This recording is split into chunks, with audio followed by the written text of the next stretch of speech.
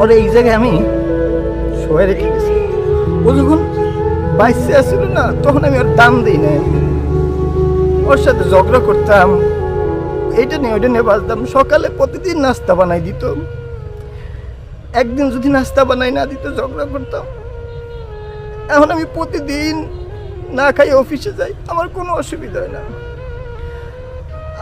আমার বউ কিছু কইলে আমি রাগ হয়ে যেতাম, এখন আমি রাগ দেখানো না, কারণ কোনো লোক পাই না। আমি এখন একলা থাকতে পারি। আমার পাখিটা নেই, এই জায়গায় শুয়ে রয়েছে। ওর নাম ছিল রানী।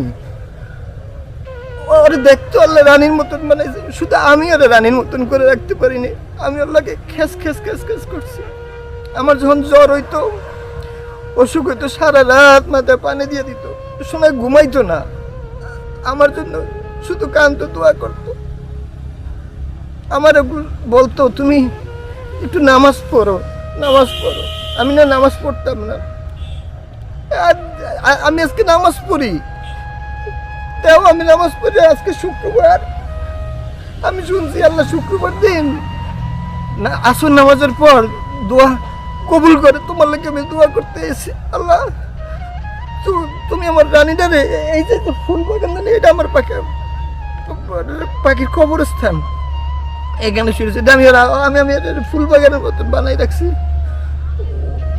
আমি তোর ফুলের মতন মর্যাদা দিতে পারি না। ও যে আমার কি জীবনে কি আছিল আমি না বুঝি নাই। আল্লাহ আমার থেকে নিয়ে গেছে। আমি অফিস থেকে আইলে আমার মোজাটা খুলে দিত। আমি যত রাগ করতাম না, কোনো সময় আমার চোখের দিকে তাকাইয়া কথা কইতো না।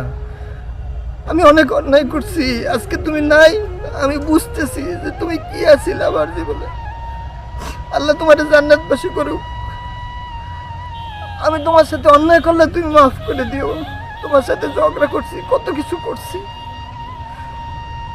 আমি শুধু বিনা কারণে তোমার সাথে হয়তো তোমার আমি শান্তি দিতে পারি না। তুমি আমারে মাফ করে দিও। আল্লাহ তোমার জান্নাতবাসী করুক।